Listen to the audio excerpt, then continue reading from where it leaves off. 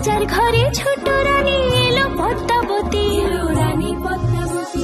রাজার আরো 6টি রানীর ছিল না সন্তান, পদ্মাবতীর কোলালোতে মিলল সমাধান।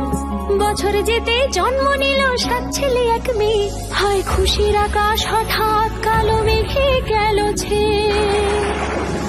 হিংসেতে যায় জ্বলে পুড়ে বাকি 6টি রানী, যুক্তি করে ঘটায় ওরা 7 কুমারের হানি। সুযোগ মতো 7 ছেলেকে মাটিতে দেয় পুঁতে, বাঁচে একা পারুল, ওরা পায় না তাকে ছুতে।